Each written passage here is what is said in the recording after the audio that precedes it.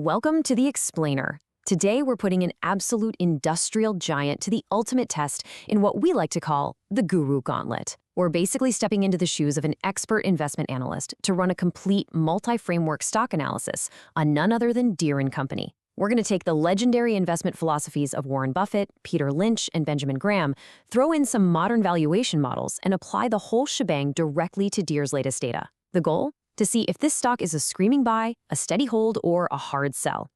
Okay, let's dive into this.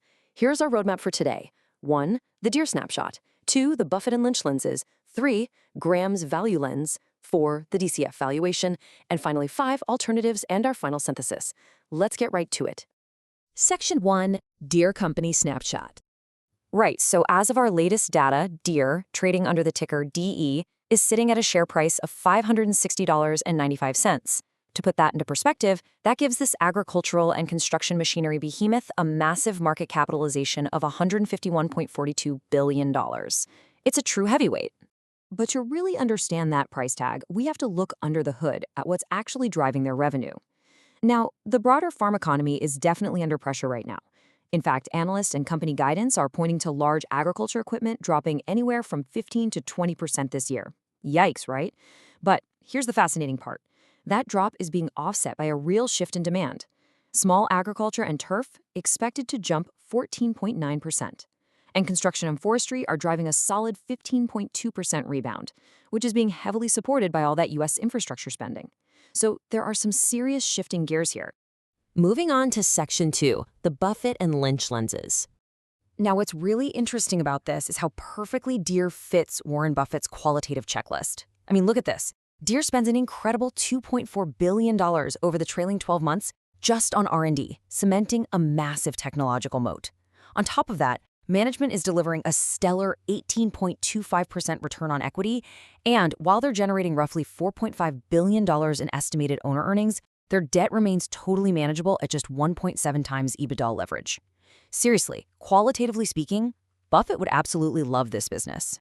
But, while Buffett is all about those structural advantages and consistent owner earnings, Peter Lynch takes a slightly different approach. Lynch really focuses on categorizing the growth story itself, and he pays very close attention to the price you're actually paying for that growth. Specifically, he relies heavily on the PEG ratio. So if we apply Lynch's metrics to Deere, the story gets a little bit, cautious.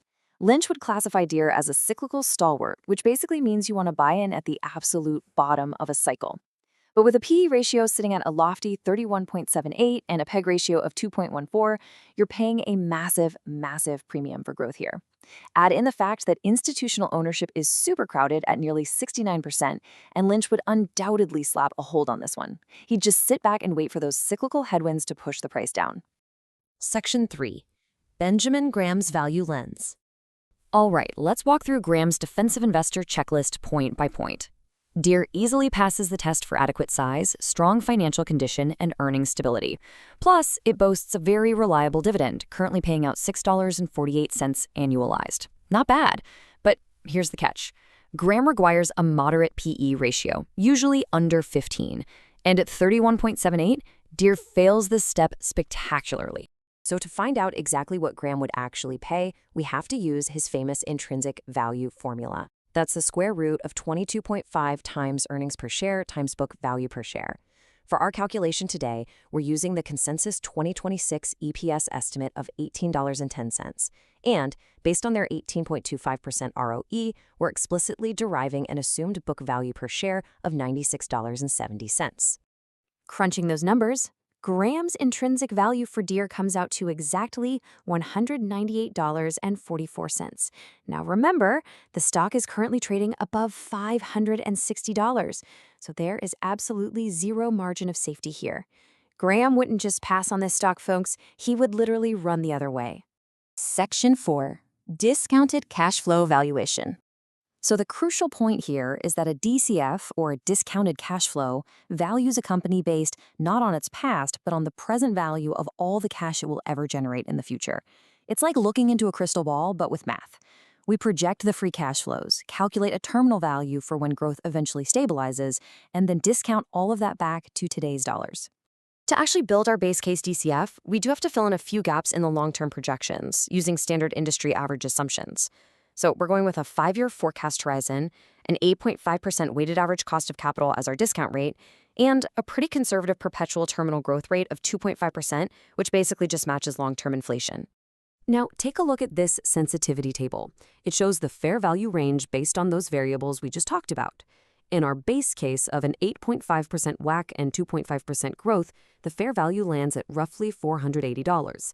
Even if we aggressively lower the discount rate down to 7.5% and push terminal growth up to 3.5%, the absolute best case scenario gives us $610. Honestly, the bulk of this matrix suggests the stock is currently overvalued. Let's move to Section 5, Alternative Models and Multiples, and see how this builds. And this right here brilliantly illustrates exactly why the market is willing to pay such a premium for Deere. Just look at this Q2 R&D spend.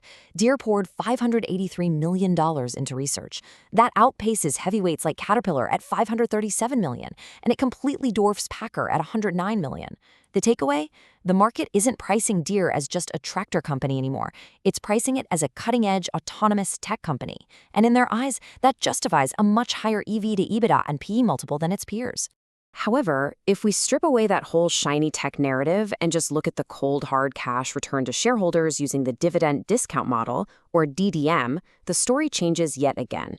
Taking Deere's $6.48 dividend and assuming an 8% cost of equity alongside a 5% dividend growth rate, the DDM yields a fair value of just $216.00. Quite a reality check, huh? Finally, Section 6, Synthesis and Final Recommendation. Let's pull this all together. The divergence across these valuation models is honestly staggering. I mean, rigid cash and asset-based models like Graham's and the DDM heavily punish Deere, valuing it barely over $200. Meanwhile, the growth and future cash-based DCF is a bit more forgiving at $480. But still, even that falls significantly short of the actual current market price of $560.95. So, blending all of our insights together, the strengths here are undeniable. You've got a massive technological moat, a surging construction segment, and enough free cash flow flexibility to easily maintain operations through a downturn.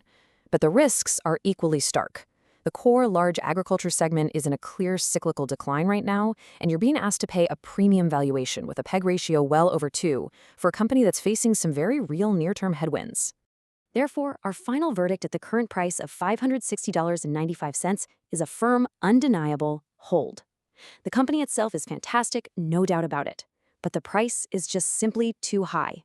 So the million-dollar question, when do you actually buy? Well, Buffett would likely step in around $450 to secure a comfortable margin of safety on his own earnings. Lynch? He'd wait until earnings growth catches up and that PEG ratio falls below 1.5. And Graham? Well, he'd basically be waiting for a total market collapse, looking for a price somewhere below $150.